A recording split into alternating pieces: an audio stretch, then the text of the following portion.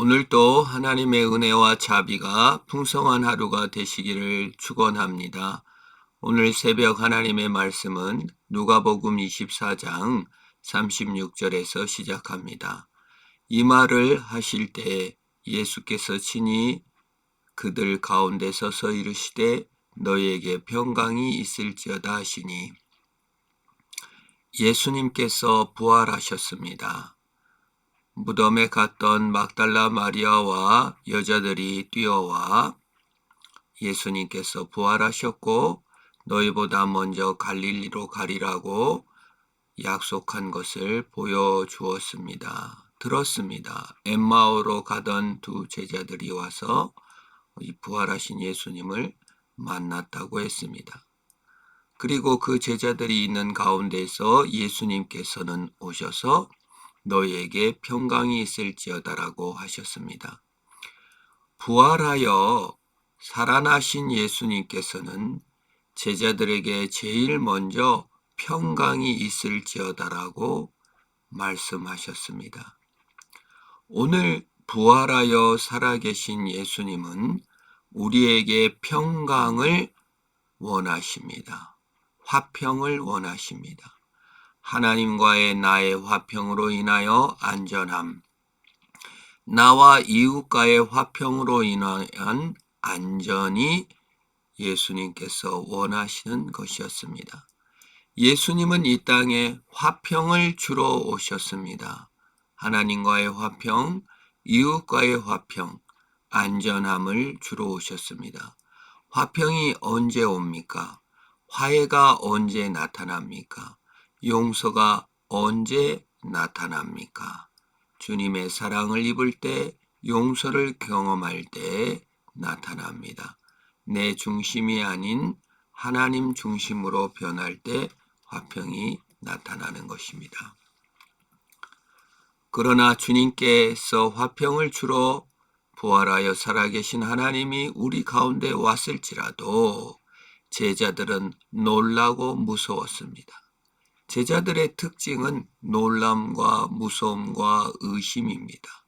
그를 영으로 생각했습니다.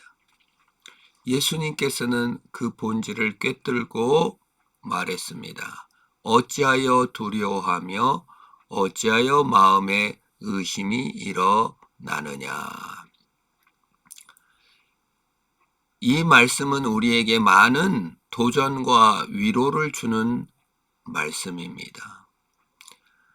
예수 그리스도께서 직접 나타나셔서 부활의 몸을 보이시고 나타나 보이셨음에도 불구하고 제자들은 두려워했습니다. 제자들은 의심했습니다. 아무리 부활의 실체를 보여주어도 인간은 두려운 것입니다. 아무리 화평을 전해주어도 인간은 의심이 일어나는 것입니다. 그것이 사람이고 인간입니다. 인간이 본질적으로 두려워하고 의심이 있는 존재라는 것은 인간 자체가 안전과 화평을 온전히 경험해보지 못했기 때문입니다. 용서와 안전함을 만나보지 못했고 참된 화평을 만나보지 못했기 때문에 참으로 안타깝게도 두려움과 의심 가운데 사는 것입니다. 시기와 두려움과 자신의 것을 확보함으로써 사는 것입니다. 예수님께서는 두려움과 의심에 빠진 제자들에게 내 손과 발을 보고 나인 줄 알라. 또 나를 만져보라. 영은 살과 뼈가 없으되 너희 보는 바와 같이 나는 있느니라고 하셨습니다. 보고 알라. 그리고 믿으라고 말씀하셨습니다. 오늘날 우리에게 평강이 없는 이유, 오늘날 우리에게 확신과 은혜가 없는 이유는 예수님을 보고 예수님을 알고 예수님을 믿지 못한 연고입니다. 그러나 우리는 부활체이신 예수 그리스도께서 우리 삶의 현장에 내려오셔서 예수님의 살과 뼈를 만져보게 해주신다든가 또는 같이 식사를 해주신다든가 그러지는 않습니다. 예수 그리스도께서는 제자들에게는 살과 뼈를 보이시고 만져보게 하시고 같이 밥도 먹어 주시면서 어떻게든 제자들의 두려움과 의심을 사라지게 하고 그들에게 믿음과 화평을 주셨습니다. 그런데 예수님은 승천하시고 우리에게는 더 이상 예수님의 살과 뼈를 보이시지 않으시고 만져보게도 안 하시고 계십니다. 그러면서 예수님께서는 약속하시기를 하늘로 올라가시면서 성령을 보내주시겠다고 약속하셨습니다. 오늘날 우리는 예수 그리스도의 살과 뼈를 만져보는 시대가 아니라 성령의 강림을 받은 시대입니다. 말씀의 시대입니다. 보거나 만져보고 믿는 것은 믿는 것이 아니라 그냥 사실을 받아들인다고 말할 수가 있겠습니다. 예수 그리스도께서 눈앞에 보이고 만져져도 의심하고 두려워했습니다. 문제는 마음의 믿음과 확신과 은혜이지 눈앞의 실상은 보조수단인 것입니다.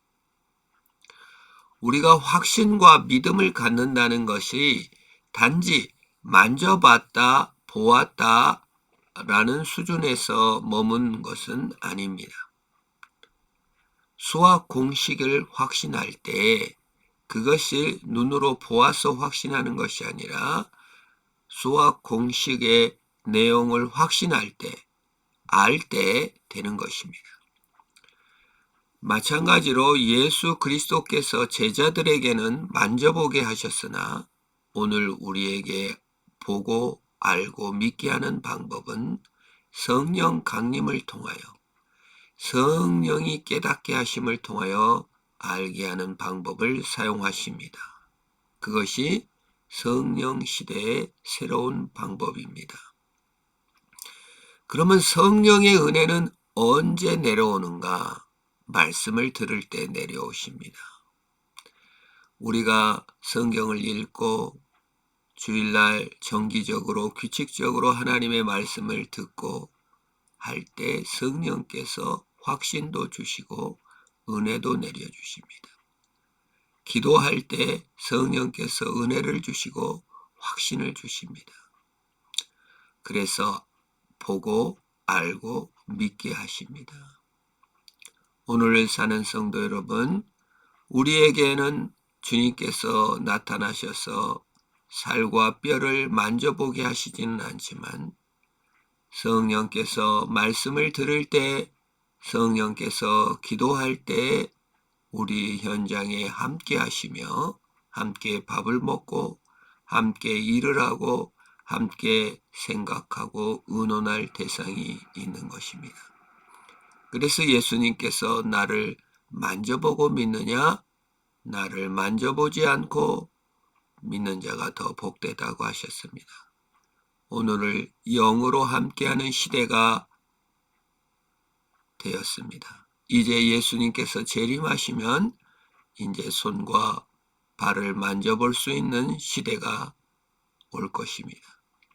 그러나 그 시대가 오기 전까지 성령 안에 확신과 화평과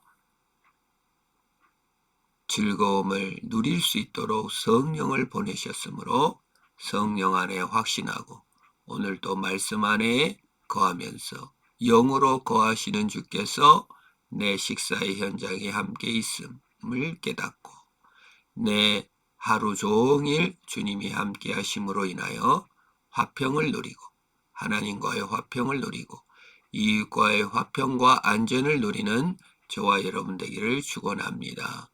기도합니다. 하나님 감사합니다. 제자들에게 손과 발과 뼈를 만져보게 하신 주님, 오늘 우리는 주님의 뼈를 만져볼 수는 없지만 성령을 내려주시고 말씀 충만을 내려주셔서 만져본 것 같은 확신과 은혜와 평강을 내려 주옵소서. 예수님의 이름으로 기도합니다. 아멘.